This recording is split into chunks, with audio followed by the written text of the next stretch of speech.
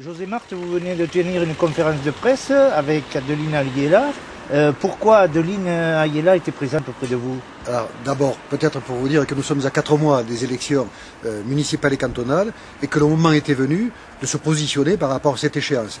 Et je vous ai donc rencontré avec plaisir pour annoncer que j'étais à nouveau candidat à ma propre succession puisque je suis le conseiller général sortant. Mais la nouveauté de cette élection, c'est que désormais, la loi impose à un conseiller général sortant ou à un candidat de prendre un suppléant ou une suppléante du sexe opposé. Et donc aujourd'hui, je crois que nous sommes les premiers des 17 candidats dans les 17 cantons renouvelables, nous sommes les premiers à présenter le tandem. Et je remercie Adeline Ayala d'avoir accepté cette sollicitation. Et si je l'ai remarqué, c'est parce qu'elle est une conseillère municipale compétente et active de la commune de Bartrès.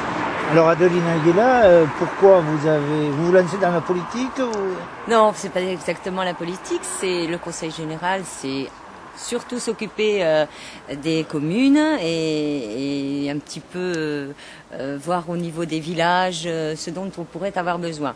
Et c'est en étant conseillère municipale que j'ai connu José Marthe qui m'a fait prendre conscience un petit peu qu'on avait besoin du conseil général pour améliorer nos villages, pour se faire aider.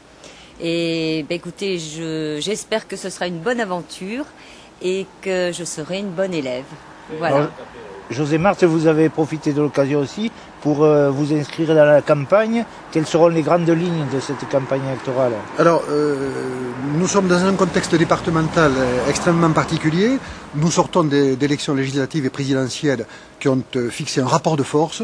Nous sommes dans un département où la droite et le centre droit représentent 42% des suffrages et la gauche 58%.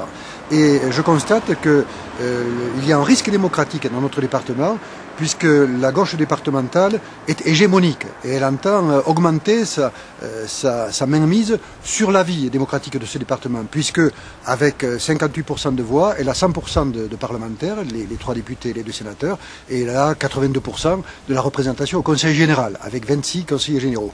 Donc on ne peut pas admettre que cette mainmise se poursuive, et ça sera donc au cœur de nos débats de faire ressortir au Bigourdan, qui nous accueilleront, qu'il y a un réel problème de représentation démocratique de l'électorat de droite et du centre dans ce département.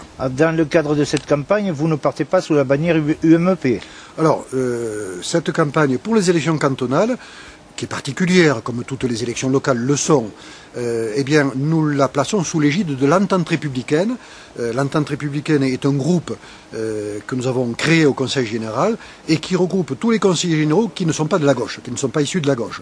Et nous allons donc proposer aux 17 candidats, dont je souhaite qu'ils seront tous candidats d'union, dans les 17 cantons renouvelables, nous leur proposerons, s'ils le souhaitent, d'utiliser ce label d'Entente républicaine.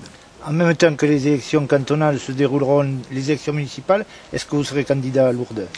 Non, j'ai pris une décision qui est irrévocable et qui est une décision, je le crois, de sagesse. Je ne serai plus candidat aux élections municipales. J'ai eu une vie municipale riche, intéressante. J'ai connu les joies de l'opposition municipale, naguère, du temps de François Abadie. J'ai connu les joies de la majorité municipale dans la municipalité de d'Oust-Blazy. Mais aujourd'hui, le temps est venu pour moi de me consacrer au Conseil général, car je crois de plus en plus au mandat unique.